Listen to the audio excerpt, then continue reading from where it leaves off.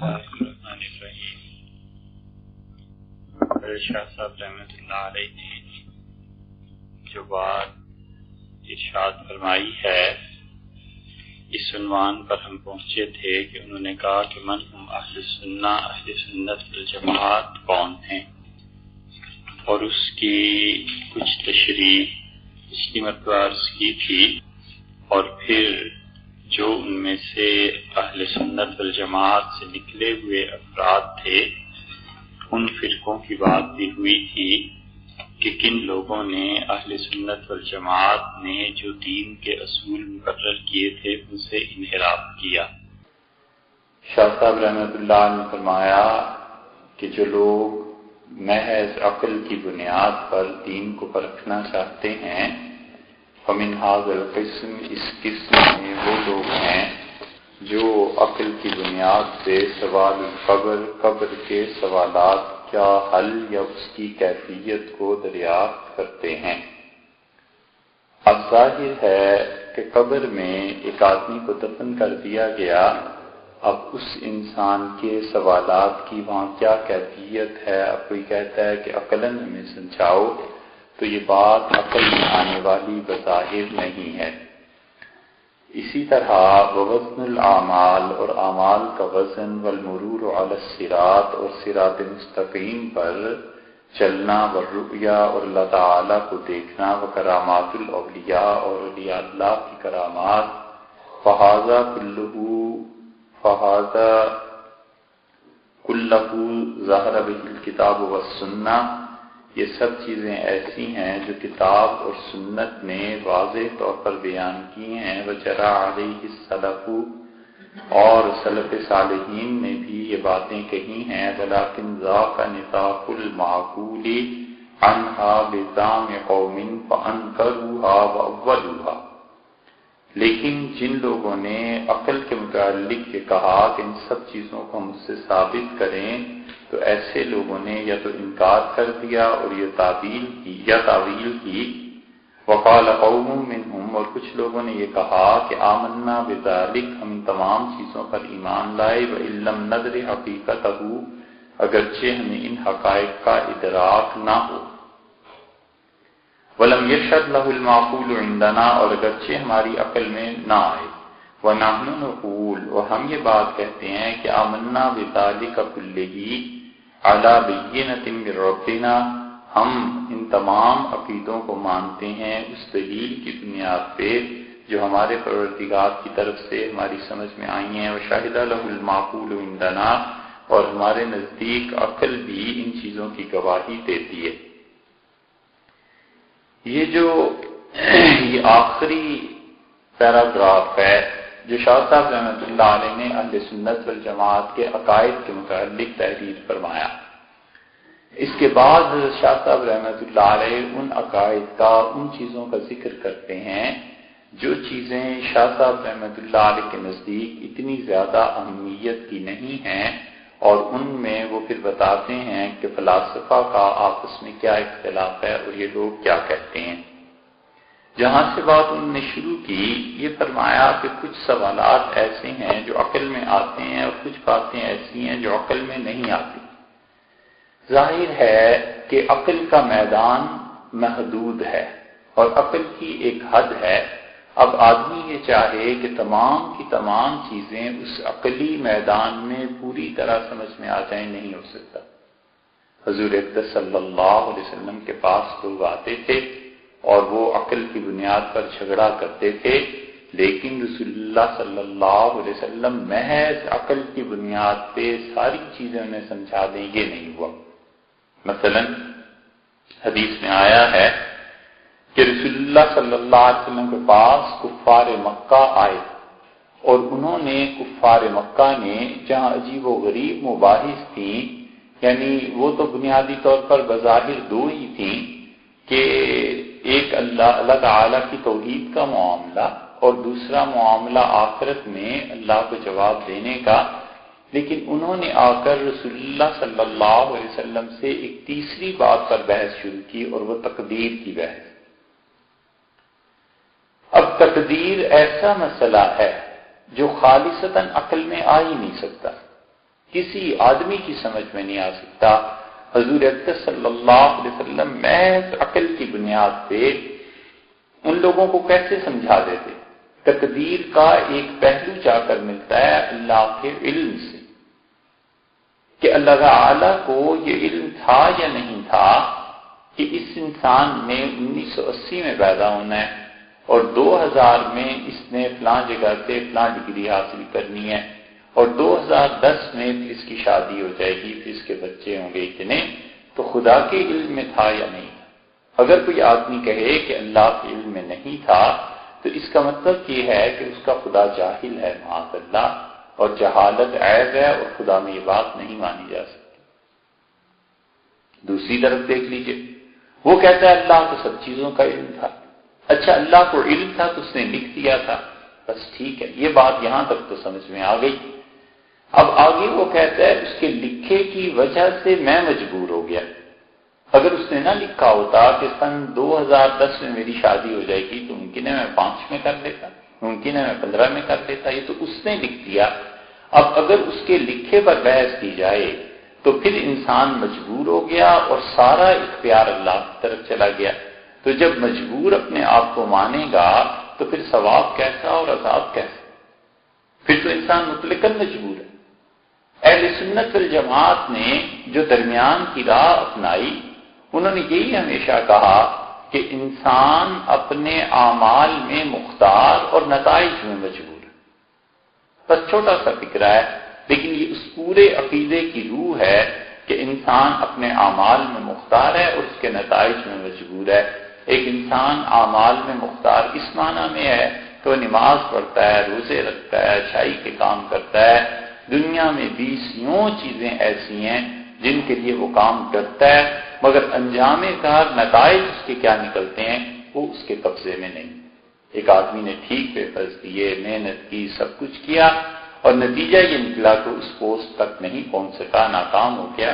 اب نتائج میں وہ مجبور، نتائج اس کے اختیار میں نہیں ہے۔ ایک آدمی تمام وہ ذرائع اپناتا ہے کہ اولاد ہو جائے، ڈاکٹرز کے پاس جاتا ہے، ساری میڈیسن اور سب چیزیں، اور اولاد نہیں ہوتی۔ ایک آدمی ہے جو لڑکے کی تمنا کرتا ہے اور لڑکی پیدا ہو گئی، اور لڑکی چاہتا ہے لڑکا پیدا ہو گیا۔ تو آدمی اعمال کو اختیار کر سکتا ہے، جو نتائج ہیں اس پہ آدمی پہنچ کے مجبور ہے، کچھ نہیں کر سکتا۔ وہ ایسے ہی ہوگا جیسے حق تعالیٰ شانہ چاہیں گے۔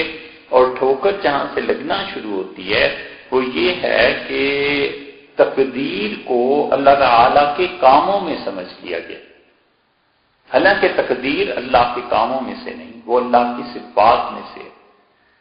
اللہ کا فعل الگ ہے اور اللہ کی صفت الگ ہے، اور جہاں بھی صفات باری تعالیٰ کے متعلق بات آئی تھی اس موقع پہ ہم نے عرض کیا تھا کہ باری تعالیٰ کی صفات ایک حد تک سمجھ میں آ سکتی ہیں، اس سے زیادہ عقل اس کو سمجھ ہی نہیں سکتی۔ اب حق تعالیٰ شانہ کی کیا صفات ہیں، اللہ کہاں ہے، وہ اس کائنات میں داخل ہے یا اس کائنات سے باہر ہے، تو اس کا مطلب یہ ہے کہ ہم خدا کے لیے کوئی جگہ ڈھونڈنے چلے ہیں کہ اس دنیا میں کس جگہ پر ہے۔ اب ایک آدمی کہتا ہے کہ اللہ تعالیٰ اس دنیا میں ہر جگہ پہ ہے، وہ کہتا ہے دوسرا کہ اللہ تو ہر جگہ پہ ہو نہیں سکتا، تو اس کے دلائل وہ دیتا ہے، پھر وہ کہتا ہے اللہ عرش پہ ہے۔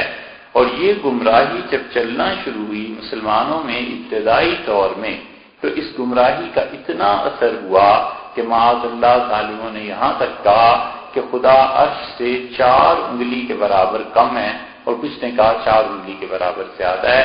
بس یہ اس طرح کی گمراہیاں تھیں جو اس وقت بھی تھیں اور اب تک موجود ہیں۔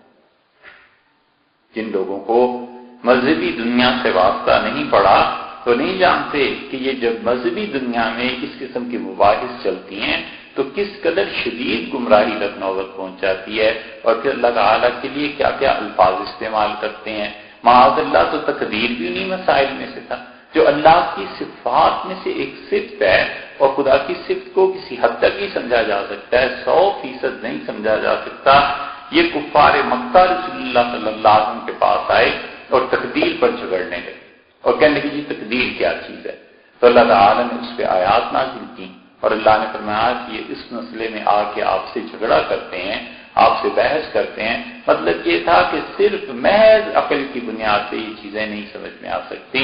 اسی طرح یہ قبر کے سوالات ہیں، اب قبر میں انسان چلا گیا، اس وہ تاریخ حجرے میں بند ہے، اب اس میں کیا کیا سوالات ہوں گے، کیا چیزیں پوچھی جائیں گی، 5 چیزیں رسول اللہ صلی اللہ علیہ وسلم نے بتا دی کہ 5 سوالات قبر میں کیے جائیں گے۔ 4 سوالات پہ تو سب لوگ متفق ہیں، 5ویں پہ اہل علم کا اختلاف ہے۔ 4 سوالات جن پہ اتفاق ہے وہ، اور جس پہ اختلاف ہے وہ یہ ہیں کہ آپ نے بھی سنا ہوگا کہ تمہارا پروردگار کون ہے، یہ بھی ایک آسان مسئلہ ہو گیا۔ دوسرا یہ کہ حضور صلی اللہ علیہ وسلم کے متعلق تمہارا کیا عقیدہ ہے، اور تیسری یہ کہ تمہارا دین کیا تھا۔ چوتھا مسئلہ جس پر اختلاف ہے علماء کا وہ یہ کہ بعض اہل علم یہ کہتے ہیں کہ دجال بھی قبر میں دکھایا جائے گا، اور اس کے متعلق پوچھا جائے گا کہ دجال کے متعلق تمہارا عقیدہ کیا ہے۔ اب جو تو مومن ہے، اللہ نے ایمان دیا ہے، علم دیا ہے، وہ بتا دے کہ یہ جھوٹ ہے، یہ دجال ہے، چاہے دیکھا ہو چاہے نہ دیکھا ہو، اس سے بحث نہیں ہے، مگر وہ جوابات الہام کیے جائیں گے۔ اور 5واں سوال یہ پوچھا جائے گا، فرشتے پوچھیں گے کہ زندگی کہاں گزاری، یہ بتاؤ۔ یہ ہے جو اصل سوال ہے کہ زندگی کہاں گزاری۔ اب جس آدمی نے جو زندگی گزاری ہے وہ جواب دے لے گا، خدا کی نافرمانی میں گزاری، لوگوں پر ظلم کرتے ہوئے گزاری، جھوٹ بولتے ہوئے گزاری، جس چیز پہ زندگی گزاری اس چیز کا پوچھ لیں گے فرشتے کہ یہ بتا دو۔ اور جس انسان نے صحیح عقیدے پہ زندگی گزاری، صحیح اعمال پہ زندگی گزاری، اس کے لیے وہ بھی مشکل نہیں ہوگی۔ تو یہ چیزیں ایسی ہیں جو بظاہر عقل میں نہیں آتی، لیکن اس میں یہاں پہنچ کے خبر پہ اعتبار کرنا پڑتا ہے، خبر پہ اعتبار کرنا پڑتا ہے، اور خبر دی ہے وہ رسول اللہ صلی اللہ علیہ وسلم نے۔ امت میں ہر فرد کا یہ حق بنتا ہے کہ وہ خبر کو جانچ لے، اہل علم سے پوچھے کہ حضور صلی اللہ علیہ وسلم یہ کہا تھا یا نہیں کہا۔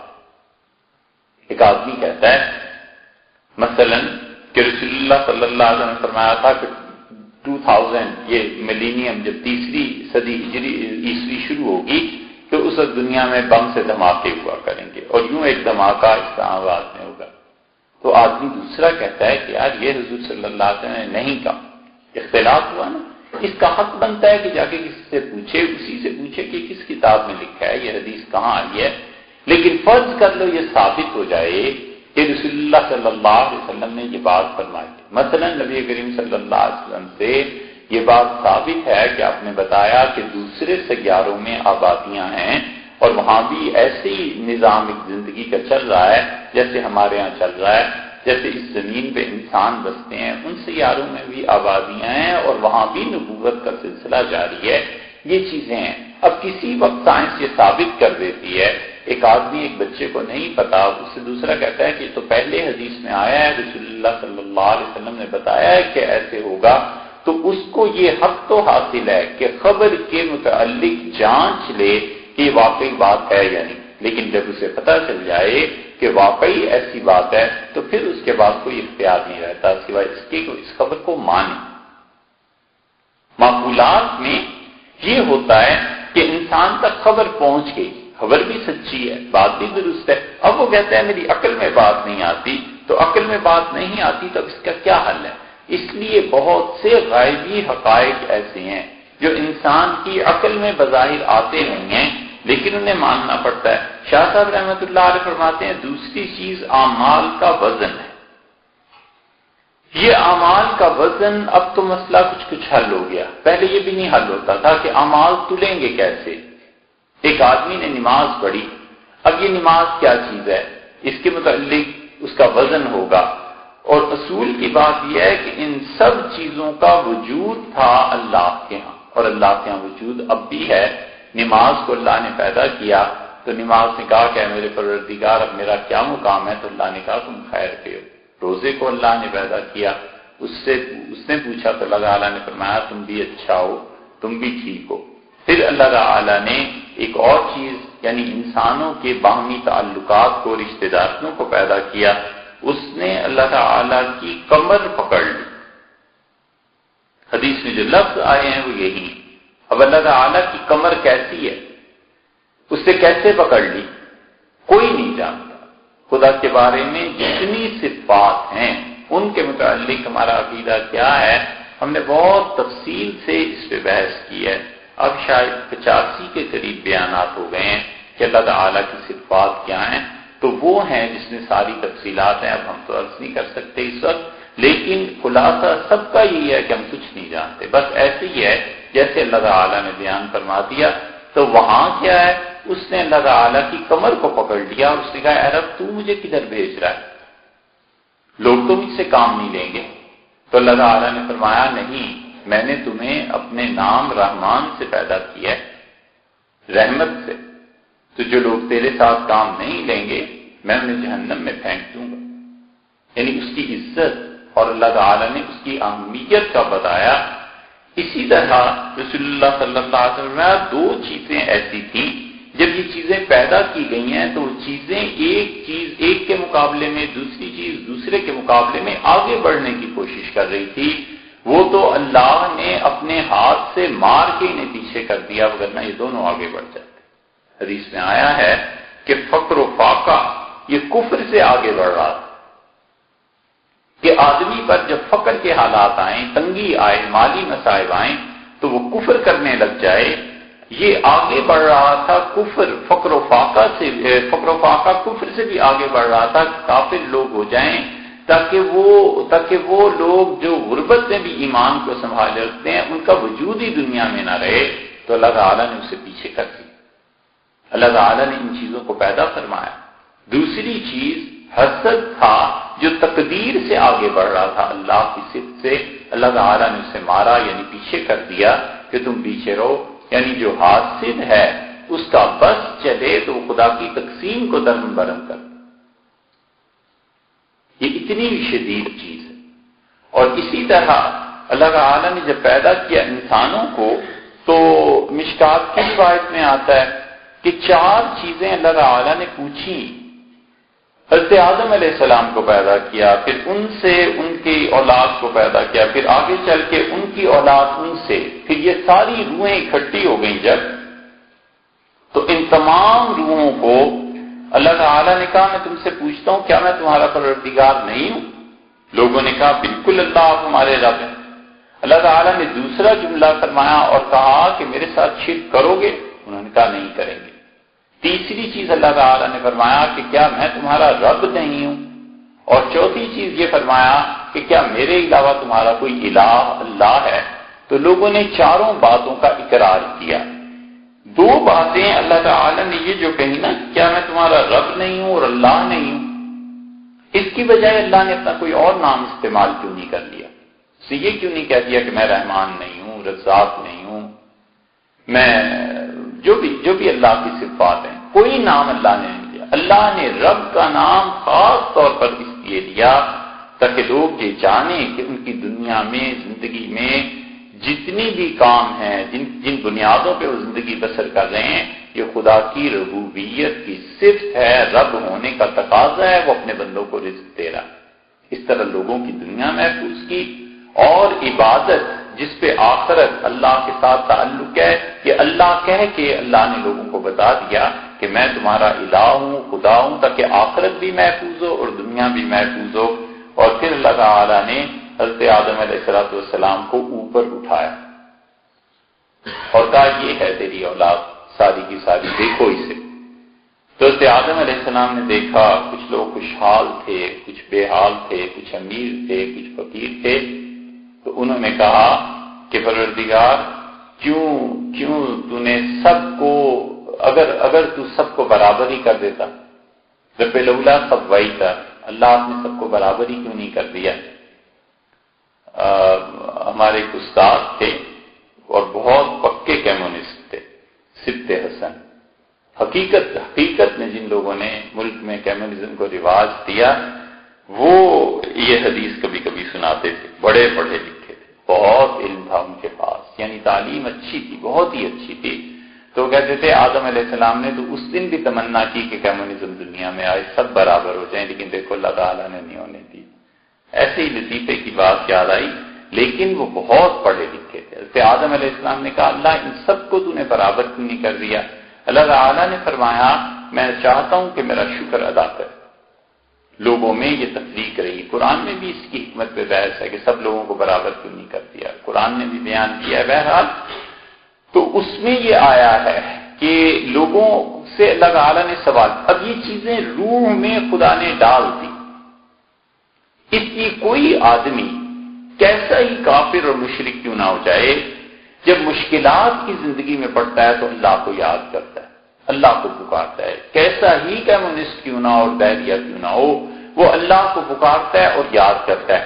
اب یہ چیزیں اللہ تعالیٰ نے پیدا کی ہیں، بڑا معرکۃ الآراء مسئلہ تھا کہ یہ چیزیں کیسے تلیں گی، ان کا تول کیسے ہوگا، وزن کیسے ہوگا۔ معتزلہ یہی کہتے تھے کہ اب نماز ہے، نماز تو بظاہر ایک چیز ہے، اس کا تو کوئی وزن نہیں ہے، روزہ رکھا ہے ایک آدمی نے، ایک نے نہیں رکھا، دونوں کا وزن کر لو تو روزے سے تو کوئی فرق نہیں پڑتا۔ اب آسان اس لیے ہو گیا کہ اب سائنس نے ان غیر مادی حقائق کو اپنی گرفت میں لے لیا۔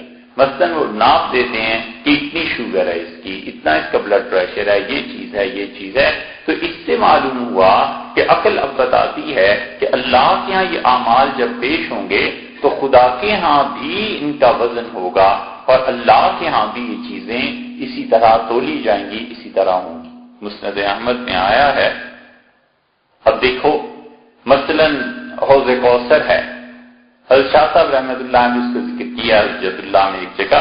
اب حوض کوثر بظاہر کیا ہے، بہت سے لوگ اب معتزلہ ہیں، وہ ان میں سے بہت سے طبقے ہیں جو اس کو نہیں مانتے، وہ کہتے ہیں جی یہ حوض کہاں ہے، رسول اللہ صلی اللہ علیہ وسلم کو کہاں ملے گا، لیکن صحابہ کرام رضی اللہ عنہ کا اس پہ ایمان تھا۔ مثلا مسند احمد میں آیا ہے کہ ایک صحابی رضی اللہ عنہ تھے، ان کا نام انہوں نے نہیں لکھا، ابو عبداللہ ان کی کنیت لکھی ہے، تو وہ وفات سے پہلے رو رہے تھے، تو کچھ صحابہ رضی اللہ عنہ ان کی تعزیت کے لیے آئے اور انہوں نے ان کی عیادت کی، تو انہوں نے ان سے پوچھا کہ آپ رو کیوں رہے ہیں؟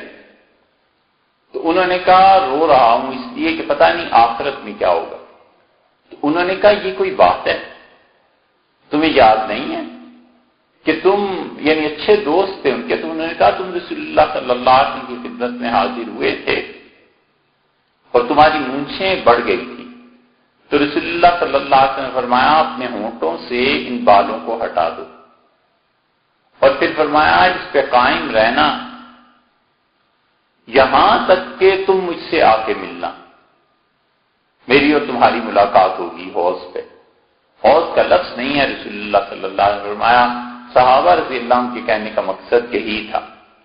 تو انہوں نے کہا ہاں یہ بات مجھے یاد ہے، رسول اللہ صلی اللہ علیہ وسلم نے حوض کوثر پر ملنے کا وعدہ فرمایا تھا اور فرمایا تھا کہ اس چیز پر قائم رہنا زندگی میں، تو یہ تو بات مجھے یاد ہے، مگر حدیث میں یہ آیا ہے کہ اللہ تعالی نے ایک مخلوق پیدا کی پوری اپنے دائیں ہاتھ میں، اور اللہ نے کہا یہ سب کے سب جنت میں جانے والے ہیں، فلا ابالی، ان کے جنت میں جانے سے میرا کوئی نفع وابستہ نہیں ہے۔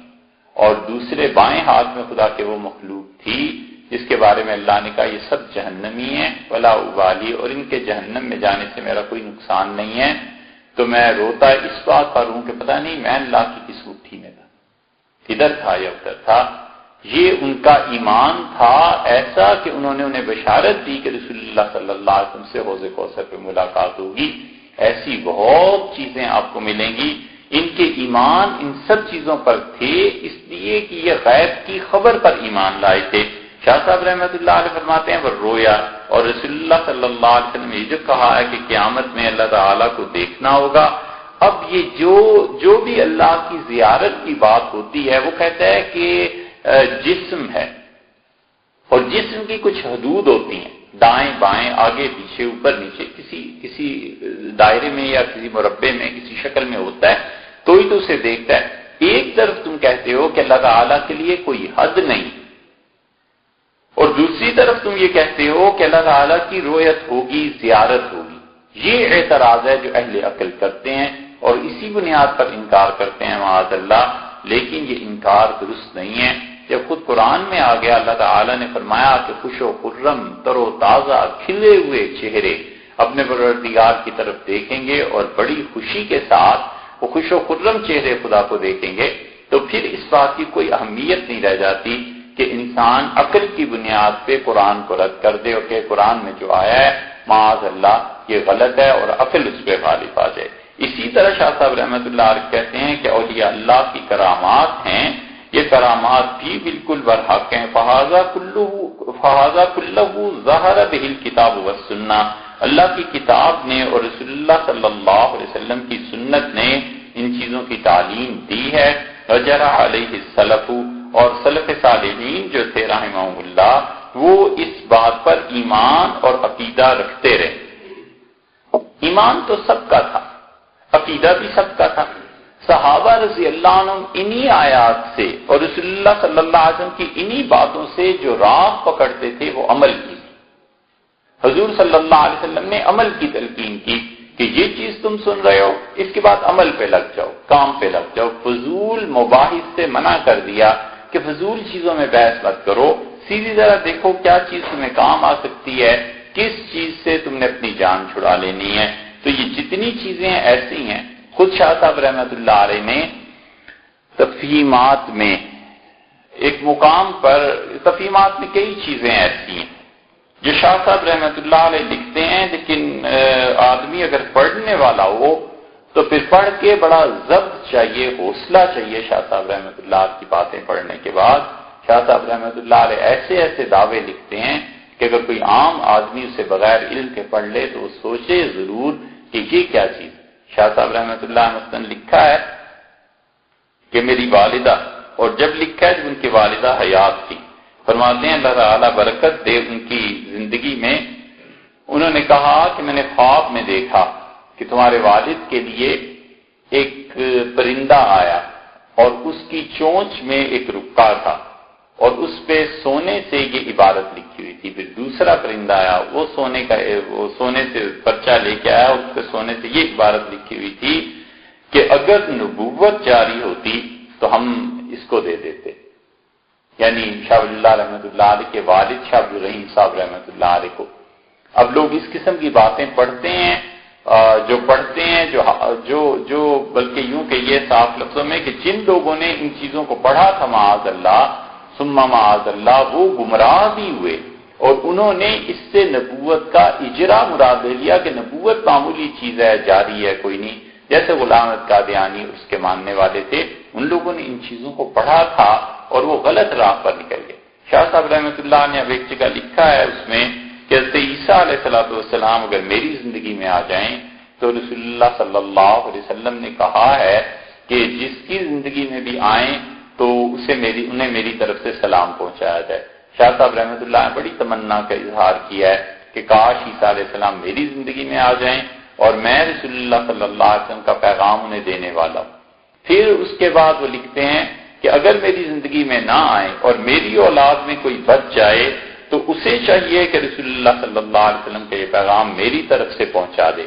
پھر وہ کہتے ہیں شاہ صاحب رحمۃ اللہ علیہ کہ میرے ماننے والوں اور میرے معتقدین میں سے کوئی رہ جائے اس دنیا میں تو اسے چاہیے کہ میری طرف سے پیغام پہنچا دے، کیونکہ میں چاہتا ہوں رسول اللہ صلی اللہ علیہ وسلم کا پیغام پہنچانے والا میں بنوں۔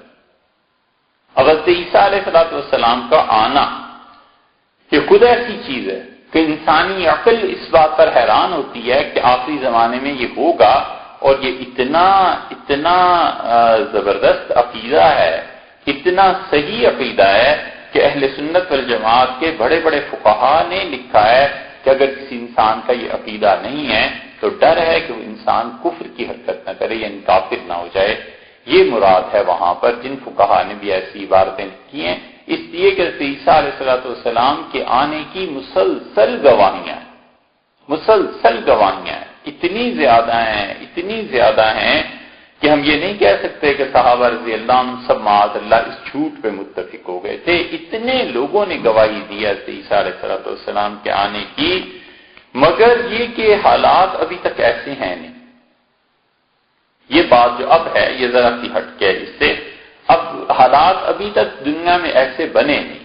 بہت سے لوگ ہمارے اساتذہ سب یہی کہتے تھے کہ عیسیٰ علیہ السلام آ جائیں گے، اب بھی ہیں لوگ ہمارے اساتذہ کہتے تھے کہ 1450 ہجری تک حضرت عیسیٰ علیہ السلام آ جائیں گے، یعنی 20,025 تک ایسے اب سے 20 سال بعد 30 سال بعد عیسیٰ علیہ السلام کا آنا ہو جائے گا، مگر حالات ابھی ہیں نہیں، ہمارا نہیں خیال کہ ایسے ہو، اگرچہ ہم اس خیال میں اکیلے ہی ہوں، مگر ہمارا خیال ہے کہ شاید بہت عرصہ لگے، ابھی کہاں۔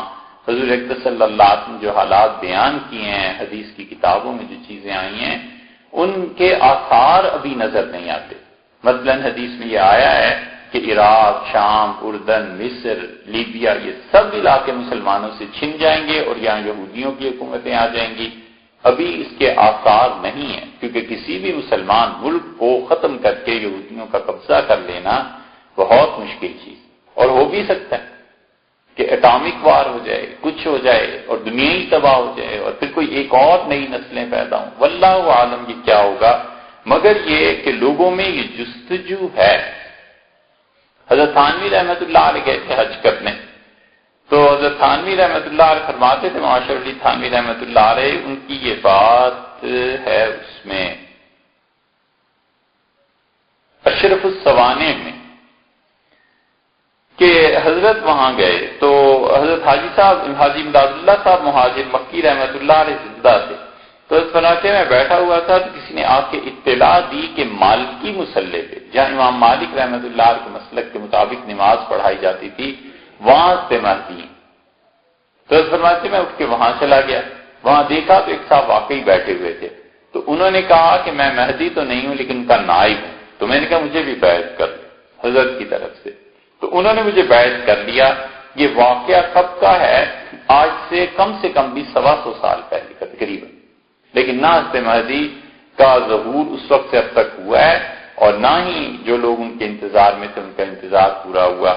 ایک صاحب تھے، پٹھان تھے، ہم نے انہیں دیکھا تو جس زمانے میں ہم جامعہ مدنیہ میں پڑھتے تھے، عصر کے بعد ایک دن ایسے مدرسے سے باہر نکلے تو تانگے سے اترے، بوڑھا آدمی بیچارہ، بکسے بڑے بڑے رکھے ہوئے اس نے، تو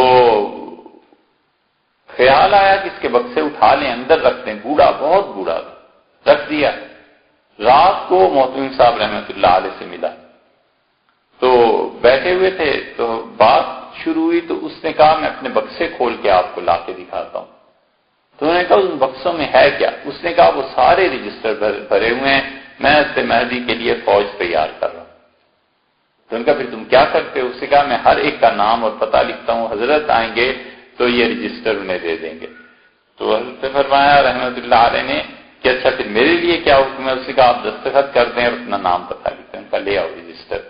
تو اس نے رجسٹر پھر انہوں نے سب کچھ لکھ کے واپس کر دیا، اور جب چلا گیا تو فرمانے لگے جب حضرت مہدی آئیں گے تو اللہ تعالیٰ ان کے لیے خود ہی فوج بھی بھیج دے گا، لیکن یہ اس لیے ہے کہ بیچارہ ایک لگا ہوا ہے کام میں، چلو اب آخری عمر ہے، یہ نیکی سمجھ کے کر رہا ہے تو ہم بھی اس فوج میں شامل ہو جائیں گے۔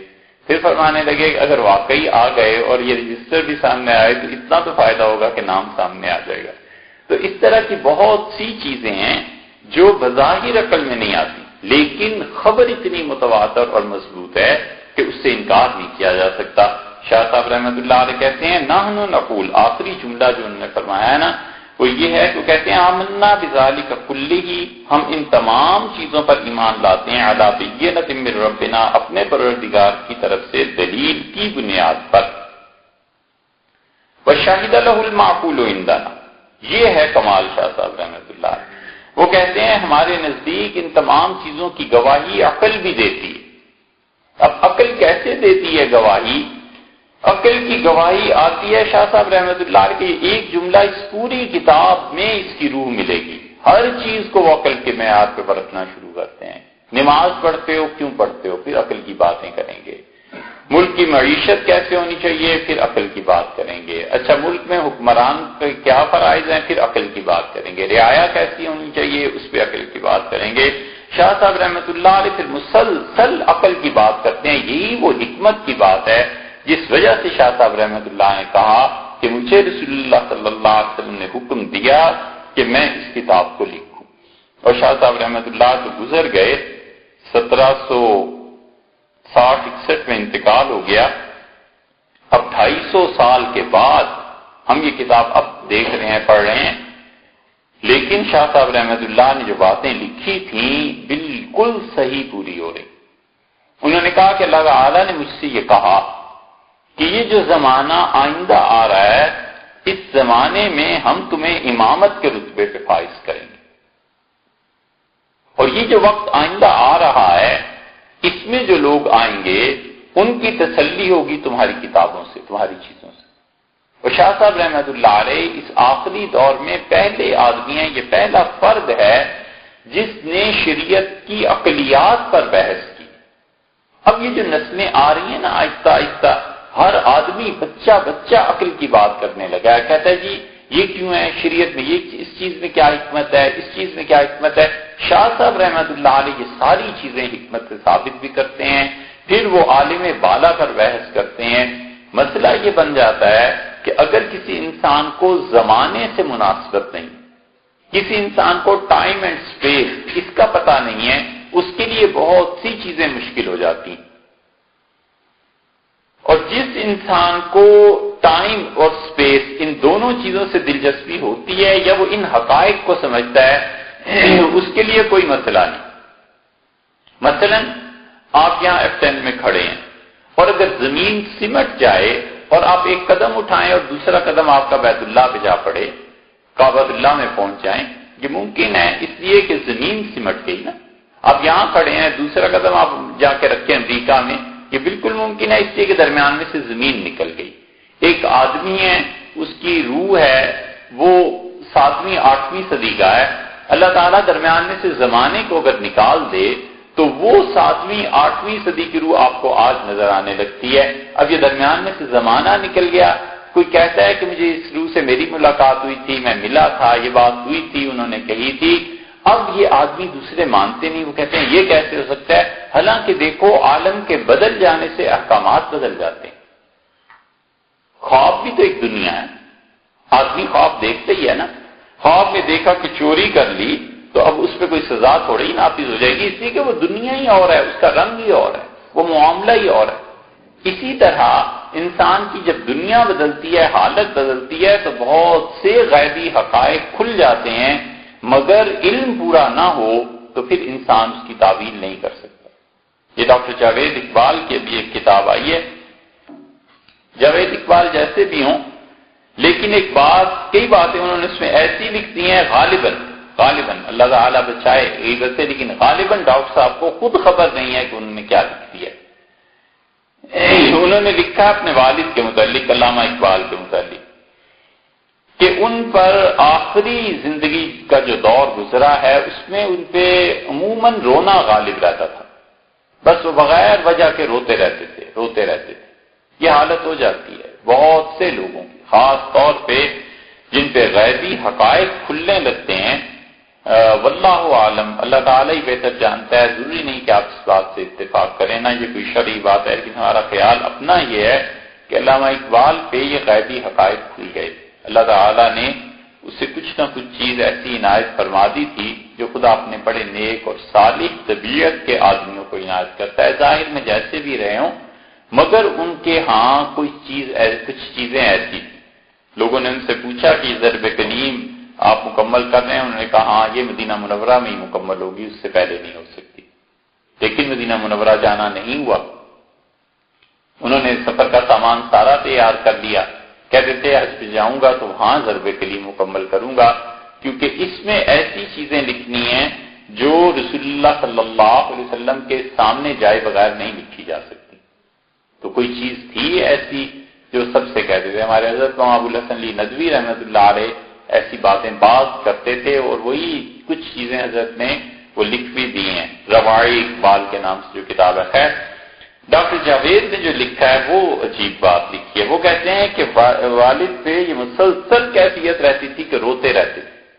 ایک دن جو میں داخل ہوا کمرے میں تو جو تولیہ تھا وہ آنسوؤں سے بھرا ہوا تھا، یعنی بالکل گیلا تھا، اور چہرہ والد کا بڑا سرخ تھا اور مسلسل آنسو بہ رہے تھے، اور بے اختیار مجھ سے کہنے لگے کہ مولانا روم کو ذرا بلانا۔ میں نے کہا مولانا روم کو؟ کہاں ابھی گئے ہیں؟ تو میں باہر دیکھتا رہا، وہاں مولانا روم تھے ہی نہیں۔ تو مولانا روم وہ کہاں سے مل جاتے؟ مولانا روم رحمۃ اللہ علیہ جو 7ویں صدی کے مثنوی کے مصنف تھے، الہامی چیز تھی، لیکن اقبال کی روح کو جو تعلق تھا نا وہ یہ چیز بتاتا تھا کہ یہ روح جسم کی صورت اختیار کر کے آئی ہے، کوئی بات ہوئی ہوگی۔ علامہ اقبال نے اسی طرح، اس سے تو خیر لوگوں نے تشبیہ اور مثال میں بھی پیش کیا ہے کہ لیکن اقبال بار بار کہتے ہیں کہ میرے مرشد جو ہیں وہ وہی ہیں مولانا روم، اور میں نے مولانا روم کے ساتھ سفر کیا، فلاں جگہ پر پہنچا، فلاں جگہ پہ پہنچا۔ اب یہ سفر دیکھو کیسے ہوتے ہیں، یہ غیبی حقائق ہیں جن پر آدمی وہی جان سکتا ہے جس کو ٹائم اور سپیس سے مناسبت ہوتی ہے۔ ابن عربی رحمۃ اللہ نے لکھا ہے کہ میں مکہ مکرمہ میں گیا اور وہاں بیت اللہ میں تھا اور یہ کیفیت شروع ہوئی، اور میری بیٹی فاطمہ بیمار تھی، تو فاطمہ کی بیماری کی وجہ سے میں پریشان تھا، اور پھر میرا سفر جب شروع ہوا تو پھر میں چاند پہ پہنچا، پھر مریخ پہ پہنچا، پھر زحل پہ پہنچا، وہاں میں نے یہ حکومت دیکھی، وہاں یہ حکومت تھی، وہاں ایسے لوگ بستے ہیں، وہ لوگ ایسے تھے، ان میں اتنی طاقت تھی۔ پھر میں نے ایک جگہ دیکھا وہاں کے بادشاہ نے میری دعوت کی، مجھے کھانا کھلایا، سب کچھ بڑا لمبا سفر ابن عربی رحمۃ اللہ نے لکھا ہے۔ اور پھر کہتے ہیں کہ پھر میں نے جب اس عالم میں آیا تو میں نے کہا میں اپنی بیٹی فاطمہ کو دیکھوں، اس کی کیسی طبیعت ہے۔ تو میں گلی میں جا رہا تھا، سامنے سے ایک بزرگ آئے اور ان کا تمہاری بیٹی بیمار ہے، اسے یہ دوا کھلاؤ، تو اس وقت فجر کی اذان ہوگی۔ اب یہ سب عالم بیداری ہی کی ایک چیز ہے، لیکن یہ ایسے لوگ نہیں تھے معاذ اللہ جو جھوٹ بولتے ہوں، فراڈ کرتے ہوں، ایسے ہی لوگوں پر روب جمانے کے لیے۔ اقبال نے لکھا ہے، اقبال کہتے ہیں میں مریخ میں گیا، زحل میں گیا، میرے شیخ جو تھے وہاں روم رحمت اللہ علیہ مجھے لے جاتے رہے، ہر چیز دکھاتے رہے، حتیٰ کہ جہنم کے اس طبقے میں لے گئے جہاں جہنم بھی کانپ رہی تھی اور پناہ مانگ رہی تھی۔ تو ہم بڑے حیران ہوئے کہ جہنم کو کیا مصیبت پڑ گئی ہے۔ وہ اللہ سے کہہ رہی تھی کہ اللہ، دو آدمی جب سے آئے ہیں نا، میں ان کی وجہ سے خود عذاب میں آ گئی ہوں، خدایا ان کو نکال دے۔ تو اقبال کہتے ہیں ہم نے جہنم سے پوچھا کہ کون آ گیا ہے، تو اس نے کہا یہ ایک میر جعفر بنگال کا اور میر صادق دکن کا، یہ جو قوم کے غدار قوم کو بیچ کے آئے ہیں، تو ان سے تو ہم تنگ آ گئے ہیں، جہنم ان کے وجود سے بنا مانگ رہی تھی۔ اقبال نے کہا جو قوم کے غدار ہوتے ہیں وہ ایسے ہوتے ہیں۔ تو بڑی لمبی چوڑی چیزیں انہوں نے لکھی ہیں۔ خیر اقبال جو فارسی میں ہے نا، اردو میں اس کا 10واں حصہ بھی نہیں۔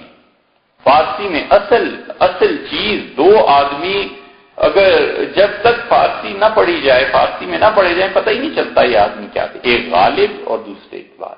غالب اور اقبال جو فارسی میں ہے، اندازہ ہوتا ہے کہ اللہ تعالیٰ نے کتنی عظمت اور فام دی تھی، اور غالب کا اندازہ ہوتا ہے کہ کتنی دقیقہ رس نگاہ تھی اس کی۔ تو یہ غیبی حقائق ہیں۔ اب وہ کہتے ہیں وہاں روم مجھ سے ملے، ابن عربی رحمۃ اللہ علیہ کہتے ہیں میں اس سفر پہ چلا گیا۔ شاہ ولی اللہ رحمۃ اللہ علیہ خود اپنے متعلق، یہ تو بالکل معمولی بات ہے ان کے لیے کہ وہ کہتے ہیں حضور صلی اللہ علیہ وسلم کی روح کو دیکھا، میرے پاس تشریف آوری ہوئی، یہ فرما دیا، یہ فرما دیا۔ میں ایک دن بھوک میں تھا، بہت شدید بھوک لگ رہی تھی، تو سمجھ نہیں آ رہی تھی اب کیا ہو۔ تھوڑی دیر میں میرا ایک دوست دودھ لے کے آ گیا، تو میں نے پی لیا۔ بھوک سے جب جان چھٹی تو وضو کر کے میں سو گیا، تو مجھے رسول اللہ صلی اللہ علیہ وسلم نے بتایا ان کی روح مبارکہ نے کہ تمہاری بھوک کا مجھے احساس تھا، اور پھر تمہارے اس دوست کے دل میں نے یہ ڈال دی بات کہ تمہیں جا کر دودھ پلائے، تو یہ دودھ میری طرف سے آیا تھا۔ شاہ صاحب رحمۃ اللہ علیہ ایسے ان واقعات کو ذکر کرتے ہیں جیسے ان کے لیے کوئی بڑا مسئلہ نہیں۔ اسی میں بالکل آگے چل کے دیکھیں تو وہ کہتے ہیں کہ میں نے ظہر کی نماز میں دعا کی اپنی اولاد کی صحت کے لیے، اور پھر میں نے دیکھا موت نازل ہو گئی، تو پھر مجھے بتا دیا گیا کہ تمہارے اس بچے کو موت آ جائے گی، اس کو صحت نہیں دی جا سکتی۔ یہ سب چیزیں جو ہیں شاہ صاحب رحمۃ اللہ جو کہتے ہیں نا میرے نزدیک عقل کی بات ہے، تو عقل کی بات اس لیے ہے کہ زمان اور مکان یہ دونوں چیزیں ایسی ہیں جس میں سفر ہوتا ہے، ٹائم میں ٹریولنگ ہوتی ہے۔ اسی طرح زمین میں ٹریولنگ ہوتی ہے کہ ایک آدمی ابھی یہاں تھا اور ابھی وہ کسی اور جگہ پر دکھائی دیا، یہ ہوتا ہے۔ اور فقہا نے اسے مانا ہے، فتاوی علمگیری میں اس کی بحث آئی ہے، اگرچہ بعض فقہا نے اس کی مخالفت کی ہے، لیکن شامی نے، علامہ شامی رحمۃ اللہ علیہ شامی میں اس چیز کو برحق مانا ہے اور مانتے ہیں اس بات کو کہ بالکل ٹھیک ہے، ایسے ہو سکتا ہے۔ تو یہ چیزیں ایسی ہیں جو شاہ صاحب رحمۃ اللہ علیہ کہتے ہیں کہ ہمارے نزدیک عقل کی بات ہے۔ یہ تو حضرت کی عبارت تھی۔ اب یہاں تک جتنی عبارت ہے یہ بات ہوئی ہے ساری عقائد کے معاملے میں۔ عقائد کے معاملے میں شاہ صاحب رحمۃ اللہ علیہ اب ایک اور گروہ کا آگے چل کے ذکر کریں گے. لیکن دیکھو جو شاہ صاحب رحمۃ اللہ نے عقیدے اس میں لکھے ہیں، شاہ صاحب رحمۃ اللہ نے آگے چل کے لکھا ہے کہ اگر کوئی آدمی میری بات نہیں مانتا اسے اختلاف کا حق ہے. ایک جگہ فرماتے ہیں کہ اگر میرے زمانے میں کوئی آدمی نہ مانے اور مجھے بتائے اور میری بات میں غلطی ہے تو میں مان جاؤں.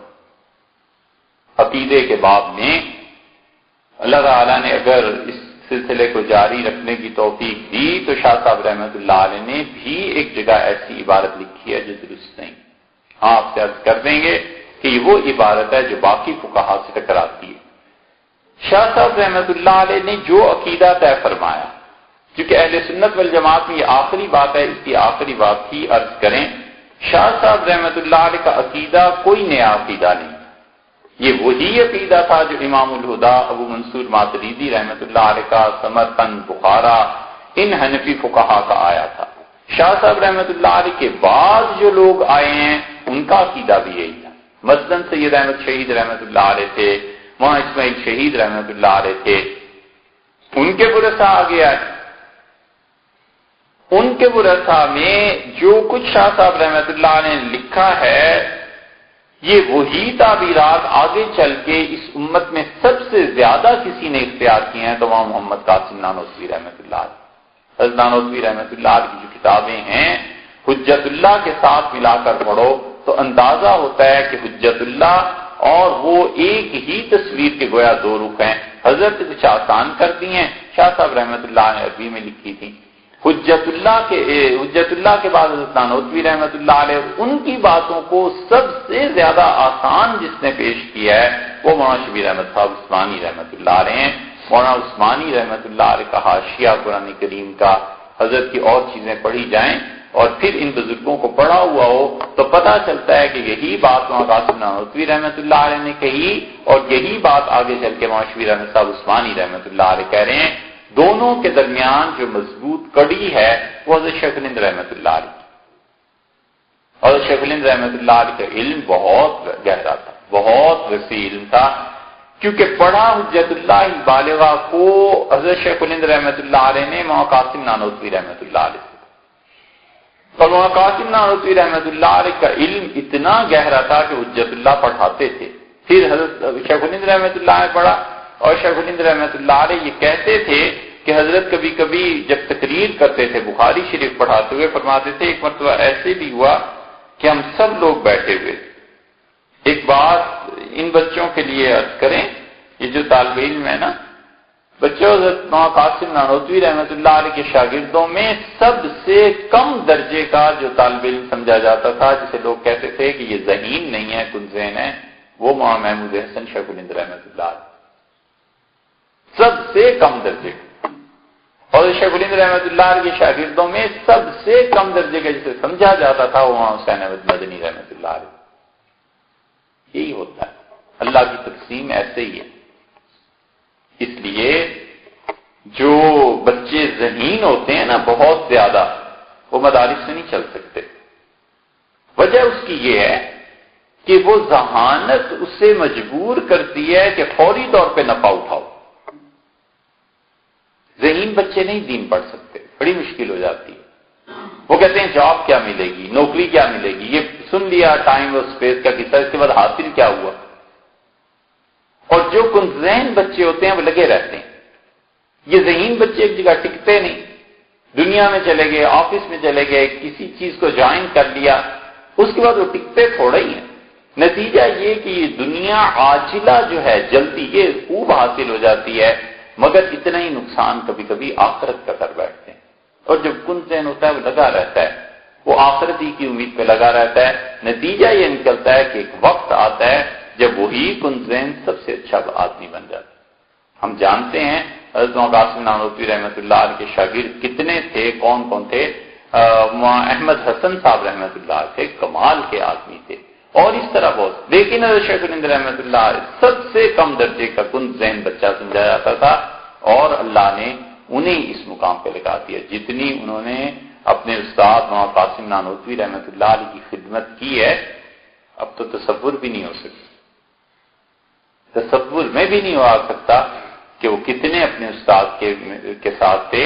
حضرت شیخ الہند رحمۃ اللہ علیہ کی بات آئی گئی ہے تو پتہ نہیں آپ کہیں گے وقت ضائع ہوتا ہے، لیکن چلو دو باتیں آپ کو سناؤں۔ حضرت شیخ الہند رحمۃ اللہ علیہ شیخ الحدیث تھے دارالعلوم دیوبند میں، اور جب جانے لگے مالٹا انگریزوں کے خلاف یہ جو جدوجہد جو ہوئی تھی، خلافت کی جو تحریک چلی تھی، تو سارے اپنے شاگرد اساتذہ دارالعلوم کے سب کے سامنے گئے اور ہندوستان سے جا رہے تھے تو پتہ نہیں ہوتا تھا کہ زندہ کسی نے واپس بھی آنا ہے، یعنی آج کل کا دور تھوڑا ہی تھا، 1913 14 15 یہ دور تھا۔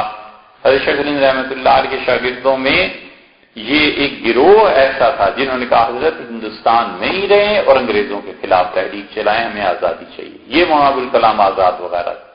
دوسرا گروہ ایسا تھا جن کا حضرت ہجرت کر جائیں اور باہر جا کے اپنا مرکز بنائیں اور وہاں سے بیٹھ کے ہم ہندوستان کی آزادی کے لیے جدوجہد کریں گے۔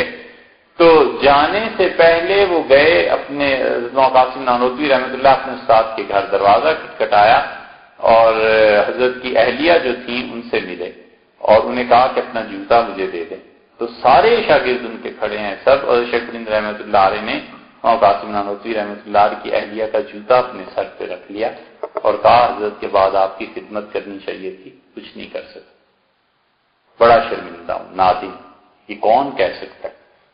یہ تو وہی کہہ سکتا ہے جو بالکل مٹا ہوا۔ اور دوسری بات، حضرت شیخ الہند رحمۃ اللہ علیہ کہتے تھے خود بھی اور لکھا بھی ہے، یہ مناظر حسن گیلانی نے جو حضرت کی سوانح لکھی ہے رحمۃ اللہ علیہ نے، اس سے پڑھیے تو پتہ چلتا ہے، حضرت مولانا قاسم نانوتوی رحمۃ اللہ علیہ بیمار ہو گئے اور آخری جو مرض تھا وہ پیچش کا، اور حج سے واپسی پہ فرمایا تھا کہ محمود اگر اللہ تعالیٰ نے مجھے صحت دی تو اب جا کے انگلش پڑھوں گا، اور جس طرح یہ پادری ہندوستان میں آ کے اسلام کے خلاف باتیں کرتے ہیں، میں بھی لندن جاؤں گا اور ایک ایک چوک اور چوراہے میں کھڑے ہو کے انگلش میں تقریریں کروں گا تاکہ پتہ چلے کہ اسلام حقانیت پہ ہے اور تم لوگوں نے جو کچھ یہ پڑھ رکھا ہے یہ صحیح نہیں۔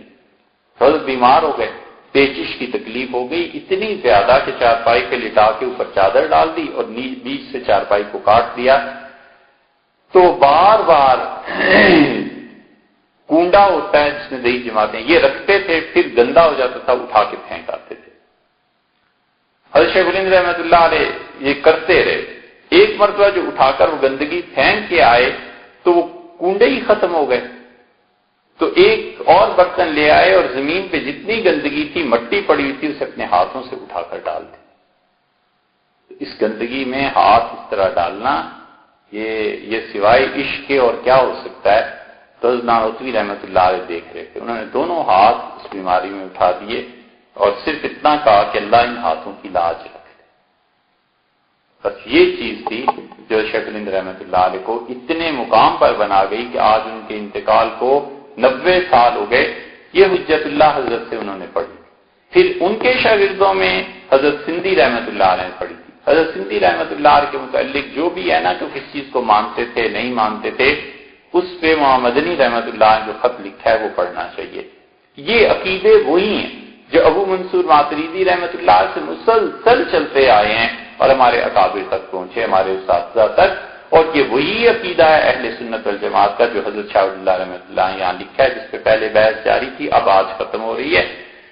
دیوبند کا یہی عقیدہ، دیوبند جس چیز کا نام ہے نا وہ اس کا نہیں ہے کہ وہاں ایک مدرسہ ہے اس کی اینٹیں کوئی پاک ہو گئی ہیں اور زمین پاک ہو گئی، اس سے بحث نہیں ہے۔ دیوبند اصل میں آخری زمانے میں شاہ ولی اللہ رحمۃ اللہ علیہ کے انتقال کے بعد 1857 کی جنگ آزادی میں جب انگریزوں نے علماء کو ختم کر دیا، شاہ صاحب رحمۃ اللہ علیہ کے مدرسے کی اینٹ سے اینٹ بچ گئی، لوگ قتل کر دیے گئے، کوئی آدمی نہیں رہے تھے، تو وہ جو عقائد چلے آتے تھے ان کے تحفظ کے لیے اور انہی عقائد اور انہی اعمال کے لیے ایک مدرسہ بزرگوں نے بنا دیا تھا، ان عقائد اور ان نسبتوں کے تحفظ کا نام دیوبند۔ بس اتنی بات ہے، اس سے زیادہ کچھ نہیں۔ آخری زمانے میں اگر یہ تعبیر ان عقیدوں کی فرض کر لو رامپور میں چلی جاتی تو رامپوری ہوتے لوگ، اب جو دیوبندی کہتے ہیں یہ رامپوری ہوتے، لکھنؤ میں چلی جاتی تو لکھنوی ہو جاتے، کلکتے میں چلی جاتی تو اس کی نسبت ہو جاتی، مگر اس وقت کچھ لوگوں نے ان چیزوں کو سنبھال لیا۔ حکمت عملی کیا تھی؟ انہوں نے جب دیکھا نا انگریز آ گئے تو انہوں نے کہا بھئی دنیا تو بنتی رہے گی، یہ کام چھوڑ دو، آدمی زندگی میں ایک ہی کام کر سکتا ہے، زیادہ نہیں، تو یہ لوگوں کو چھوڑو، یہ کرتے رہیں کام، توپیں بنائیں، بندوقیں بنائیں، کارخانے لگائیں، کچھ کریں، یہ دین مٹ گیا تو کیا ہوگا؟ انہوں نے کہا ہم اپنے آپ کو دین کے لیے وقف کرتے ہیں، اور دین کا جو نظام شاہ ولی اللہ رحمۃ اللہ چلا آ رہا تھا ہم اس نظام کو اپنا لیں اور ہم ان چیزوں کی تحقیق کریں اور اس کے وارث بن جائیں، بس یہ تھا دیوبند، اور کچھ نہیں۔ یہی صحیح عقیدہ ہے۔ اب فرض کر لو دارالعلوم دیوبند میں جو اب اساتذہ ہیں ان کا عقیدہ بگڑ جائے تو کوئی یہ تھوڑے ہی کہے گا کہ اس بگڑے ہوئے عقیدے کو بھی لے لو، ہم تو کہیں گے عقیدہ وہ لو جو کتاب و سنت کے موافق ہے، جو بزرگوں نے طے کر دیا، یہ تھوڑا ہی ہے کہ اس کے پیچھے چل پڑو۔ دیوبند کا یہ عقیدہ رہا سن 50 تک، سن 50 کے بعد اس میں پہلی دراڑ پڑی ہے اہل سنت والجماعت کے عقائد میں۔ ان سب بزرگوں کا جو کتابوں میں عقیدہ لکھا ہے وہ یہی تھا جو پیچھے سے چلا آتا ہے کہ حضور صلی اللہ علیہ وسلم اپنی اس قبر میں جو مدینہ منورہ میں ہے زندہ ہے۔ کیسے زندہ ہے؟ دو صورتیں بزرگوں نے لکھی۔ انہوں نے کہا یا تو رسول اللہ صلی اللہ علیہ وسلم کی روح کو واپس اس قبر میں بھیج دیا گیا اور اسے کشادہ کر دیا گیا، یہ عالم غیب ہے۔ کچھ لوگوں نے کہا نہیں، رسول اللہ صلی اللہ علیہ وسلم کی روح اعلی علیین میں ہے اور اس روح کو اس جسم سے ایسا تعلق ہے کہ اس کی وجہ سے یہاں پر زندگی۔ یہ بزرگوں کا عقیدہ تھا دارالعلوم میں جو تھے۔ یہ مولانا قاسم نانوتوی رحمۃ اللہ علیہ کی آب حیات اگر آپ پڑھ سکیں کسی زندگی کے مرحلے پہ، اس کا خلاصہ ہے یہ۔ اس سے بحث نہیں ہے کہ بعد کے لوگوں نے کیا کیا۔ پھر ایک طبقہ ایسا آ گیا جنہوں نے کہا کہ حضور اقدس صلی اللہ علیہ وسلم اس قبر میں زندہ نہیں ہے، بلکہ ان کی زندگی ایسے ہی ہے جیسے اعلیٰ علیین میں باقی لوگوں کی زندگی ہے، اور جہاں یہاں پر جسم مبارک جیسے رکھا گیا تھا ویسے ہی اب تک محفوظ ہے، کیونکہ رسول اللہ صلی اللہ علیہ وسلم نے فرمایا تھا کہ زمین انبیاء علیہ السلام کی جسموں کو نہیں کھاتی۔ یہ پہلی دراڑ تھی جو پڑی ہمارے ملک میں۔ اس لیے ایک پورا گروہ ایسا بن گیا جنہوں نے کہا کہ رسول اللہ صلی اللہ علیہ وسلم زندہ ہے۔ اسی کی بنیاد پہ آگے چلو، آگے چل کے انہوں نے کہا کہ تم جب مدینہ منورہ میں جاؤ سلام پیش کرو تو رسول اللہ صلی اللہ علیہ وسلم سنتے بھی ہیں، جواب بھی دیتے ہیں۔ اب لوگوں نے کہا جی کیسے سنتے ہیں کیسے؟ انہوں نے کہا یار چھوڑو اس بحث کو، یہ ایسے ہی ہیں، غیب کے حقائق ہیں ہماری اور آپ کی سمجھ میں آنے والے ہیں۔ دوسری طرف جو لوگ تھے انہوں نے کہا جی رسول اللہ صلی اللہ علیہ وسلم اس طرح نہیں سنتے، بلکہ نبی کریم صلی اللہ علیہ وسلم جسم محفوظ ہے اور روح کا اس کے ساتھ ایسا تعلق نہیں جیسے تم لوگ کہتے ہو۔ پھر اس کی بنیاد پر دیوبند کا جو وہ حلقہ پاکستان میں ہے، اب یہ سارے لوگ دو طرف ہوئے ہوئے ہیں، کچھ یہ کہتے ہیں کچھ یہ کہتے ہیں۔ دارالعلوم کے عقائد میں شاہ ولی اللہ صاحب رحمۃ اللہ علیہ کے عقائد میں دوسری دراڑ جو پڑی ہے دیوبند کے مسلک میں وہ یہ ہے کہ ہمارے سارے اکابر یہ لکھتے چلے آئے کہ یزید فاسق۔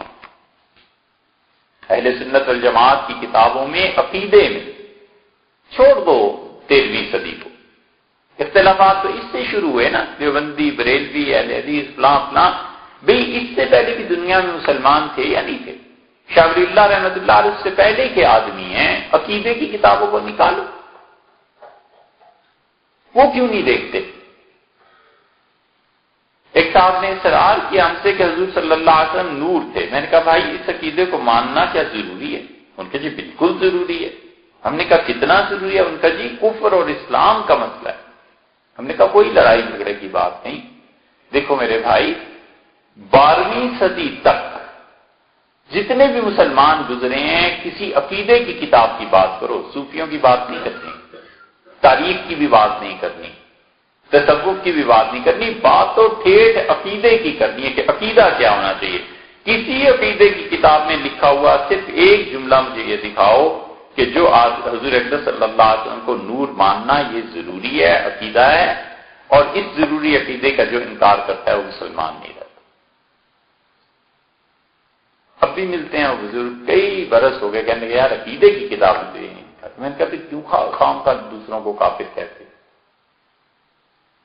اور میں نے کہا اس کے برعکس عقیدے کی کتاب دیکھو تو عقائد میں فتاوی علمگیری نے، شامی نے، ہر ایک نے لکھا ہے کہ ایک آدمی اگر یہ کہے کہ مجھے نہیں پتا رسول اللہ صلی اللہ علیہ وسلم فرشتہ تھے، جن تھے یا بشر تھے، انسان تھے، تو یوں کہنے میں وہ کفر کا ارتکاب کرتا ہے، اس لیے کہ اللہ نے کہا انما انا بشر مثلکم، میں تم جیسا ایک بشر. یہ اللہ تعالیٰ نے فرمایا کتاب میں، قرآن میں، اس کے انکار سے کفر آتا. تو عقیدہ جو اوپر سے چلا آ رہا ہے امت کا، یزید کے بارے میں یہی رہا کہ وہ فاسق تھا. احناف میں کتنے ہی لوگ اس کے کفر کے قائل ہوئے. مثلا جساس ہیں، یہ سورہ توبہ کی تفسیر ان کی دیکھو احکام القرآن میں، وہ کہتے ہیں یزید اللعین، یزید خدا کی لعنت ہے اس پہ. حدیث کی کتابوں کو اٹھا لو تو ابو داؤد میں روایات مل جائیں گی کہ یہ کس طرح صحابہ رضی اللہ عنہ کا مذاق اڑاتے تھے. یہ پورا یزیدی گروہ تھا. یزید کے متعلق اچھا ہونے کا عقیدہ دیوبند میں کبھی بھی نہیں رہا، اور یہ دوسری دراڑ پڑی. اور پھر اب امت میں ایسے بہت لوگ مل جائیں گے جو اپنے آپ کو دیوبندی عقیدے کا کہتے ہیں لیکن وہ یزید کی حمایت کرتے ہیں. اور اس آفت سے کم لوگ ہیں جو اب محفوظ ہیں، وگرنہ ہوا کیا، شیعت کے رد میں اتنا آگے چلے گئے کہ انہوں نے کہا جی یزید بہت اچھا آدمی تھا معاذ. یہ ساری چیزیں اگر آپ اس کی حکمت دیکھیں، اس کی بحث دیکھیں تو یہ ریئیکشنری ہیں، رد عمل ہے. ایک گروہ نے کہا کہ رسول اللہ صلی اللہ علیہ وسلم ہر جگہ حاضر ناظر ہیں، ہے نا عقیدہ. اس کے مقابلے میں ادھر توحید والے تھے تو انہوں نے کہا رسول اللہ صلی اللہ علیہ وسلم ہر جگہ تو کیا اپنی قبر میں بھی نہیں، چل وہاں بھی نہیں سنتے، چھٹی کر. انہوں نے کہا ہر جگہ رسول اللہ صلی اللہ علیہ وسلم سنتے ہیں، انہوں نے کہا قبر میں بھی نہیں سنتے. یہ اس کے بالکل برعکس ضد میں آ گئے. ایک طرف نے کہا کہ حضرت علی رضی اللہ عنہ سب سے افضل تھے، خلافت ان کا حق تھا، یہ تھا وہ تھا، امامت کا عقیدہ اور نظریہ. ان کے مقابلے میں جب آئے تو انہوں نے کہا یزید بہت ہی اچھا انسان تھا، کربلا میں سب کچھ ٹھیک ہوا تھا، یزید امیر المومنین تھا، اب کر لو جو کر.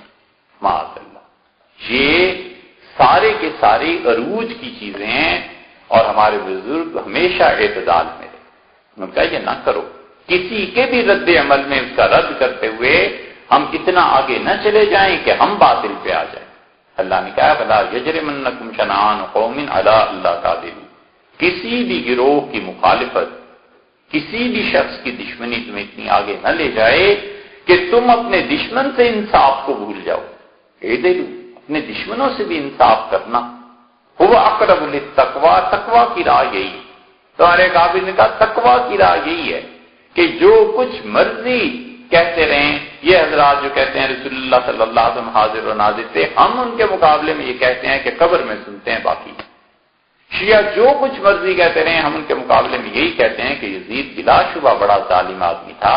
اہل بیت کرام رضی اللہ عنہ کا حق ہے، ہمیں ان کی عزت کرنی ہے.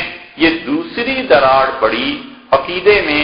شاہ صاحب رحمۃ اللہ علیہ جز اللہ البالغہ میں آگے چل کے خود جب کہیں گے نا کہ فلاں فلاں فلاں فلاں فاسق تھے جو اس امت میں حکمرانی پہ رہے، ان میں وہ یزید کا نام لیتے.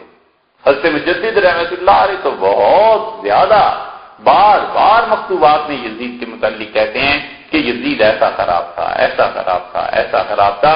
حتیٰ کہ فرنگی کافروں کے متعلق، اس وقت تو انگریز نہیں آئے تھے، اس وقت آئے تھے ڈچ. سارا راستہ سمندری ہندوستان کا یہ ڈچ تھے جنہوں نے دریافت کیا تھا. حضرت مجدد رحمۃ اللہ نے لکھا ہے کہ یزید نے اتنے برے کام کیے ہیں کہ ہیچ کافر فرنگ نہ کنت. کوئی فرنگی کافر بھی اتنا بدتر نہیں ہوا جتنا یہ یزید بدتر.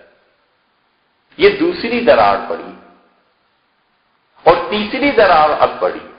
اور تیسری دراڑ وہ پڑی ہے کہ کچھ لوگوں نے بدعات کو دارالعلوم اور ان بزرگوں کی طرف منسوب کرنا شروع کیا، اور صلاۃ و سلام اور اسی طرح کھڑے ہو کے صلاۃ و سلام پڑھنا اور بدعات اور رسول اللہ صلی اللہ علیہ وسلم کا وہ جو نال شریف کا نقش ہے اسے اپنے سر پہ رکھنا اور رسول اللہ صلی اللہ علیہ وسلم کی جوتی، اس کے متعلق ایسی واہی تباہی روایات اور یہ سب چیزیں پھیلانا.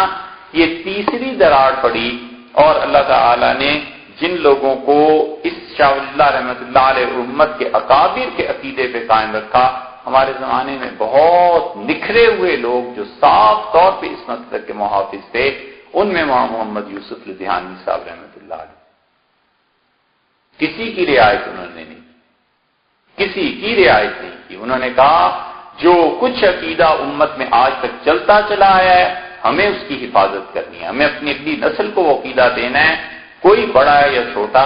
اس لیے اگر آپ پڑھنا چاہیں تو وہاں یوسف لدھیانوی صاحب رحمۃ اللہ علیہ کو چھپے نا آپ کے مسائل اور ان کا حل، جنگ اخبار میں کالم آتا رہتا ہے، اس کی 10ویں جلد پڑھو تو تمہیں پتا چلے گا کہ کیسے جھوٹے لوگوں سے حضرت کا پالا پڑا تھا اور واسطہ پڑا، کیا کیا جھوٹ بولتے رہے۔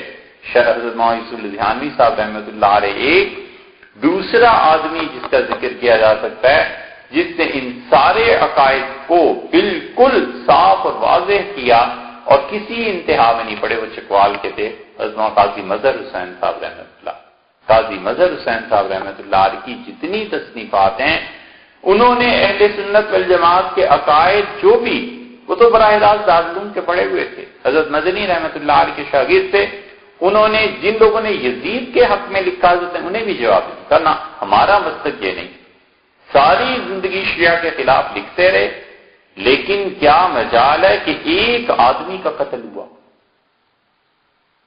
چکوال میں جب بھی ایسے رجحانات آئے حضرت نے لکھا کہ نہیں، ہم علمی اختلافات کے قائل ہیں لیکن مارنا ایک دوسرے کو یہ ہمارا مسلک ہے، بالکل اس شرافت سے زندگی بسر کی کہ شاید آپ لوگوں کو حیرت ہو کہ ان کی مسجد کے ساتھ شیعہ کا گھر تھا، اس خاتون نے گھر بیچنا چاہا اور دوسری طرف آگے امام بارگاہ تھی، تو امام بارگاہ والوں نے کہا یہ گھر ہمیں دے دو، شیعہ تھے دے لیتے، لیکن وہ عورت خود حضرت کے پاس آئی اور کہنے لگی آپ جیسا شریف ہمسایہ میں نے زندگی میں نہیں دیکھا، آپ جیسا اچھا آدمی نہیں دیکھا، حضرت گھر آپ کو بیچنا ہے انہیں نہیں بیچنا، اور گھر باقاعدہ حضرت کے ہاتھ بیچ کے گئی، جہاں بھی کینیڈا یا جہاں چلی گئی، اپنا گھر جاتے ہوئے، اس لیے کہ مخالفت علمی ایک اور چیز، یہ لڑائیاں جھگڑے خون مارنا یہ کیا ہے، یہ کوئی اہل علم کا کام تھوڑا ہی ہے، تو یہ دراڑیں پڑی،